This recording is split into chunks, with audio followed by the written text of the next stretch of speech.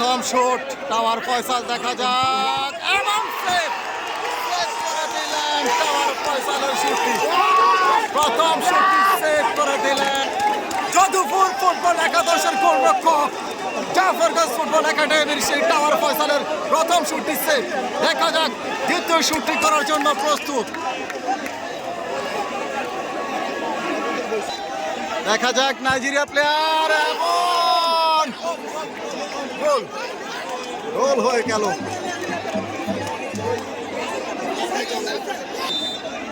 দেখা যাক জাফরগঞ্জ ফুটবল একাডেমির 5 নম্বর জার্সি পরিত দ্বিতীয় শুটটি করছেন এবং গোল।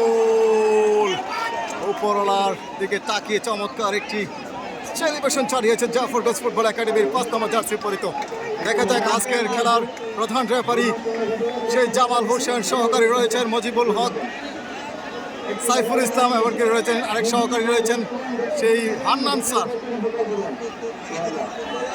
দেখা যাক বেলাল নাইজেরিয়া থেকে আগত সেই বেলাল, দেখা যাক ভঙ্গিমা দেখিয়ে চমৎকার ভাবে এবং দারুণ গোল করে নিলেন বেলাল।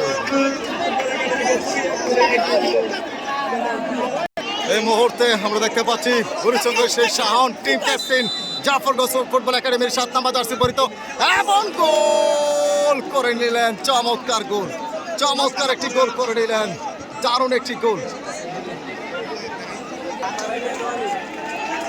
দ্বিতীয় শট দেখা যাক যদুপুর ফুটবল একাদশের 9 নম্বর জার্সি পরিত। দারুণ একটি সেভের বল ছিল কিন্তু না ফিরিয়ে দিতে পারলেন না। এই মুহূর্তে শুট করবেন জাফরগঞ্জ ফুটবল একাডেমির সাজ্জাদ 11 নম্বর জার্সি পরিত। সাজ্জাদ শুট করার জন্য যাচ্ছেন।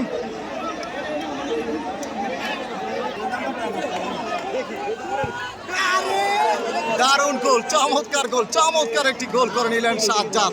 এত সুন্দর ভঙ্গিমা দেখিয়ে দারুণ একটি গোল করে নিলেন।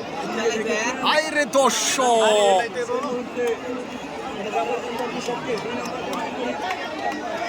দেখা যাক 2 নম্বর জার্সি পরিত ফিরিয়ে দিতে পারবে কিনা। মিস করে দিলেন যদুপুর ফুটবল একাদশ। সমতা কিন্তু আবারও নিয়ে আসলেন জাফরগঞ্জ ফুটবল একাদশ। দেখা যাক জাফরগঞ্জ ফুটবল একাডেমি 2 নম্বর জার্সি পরিত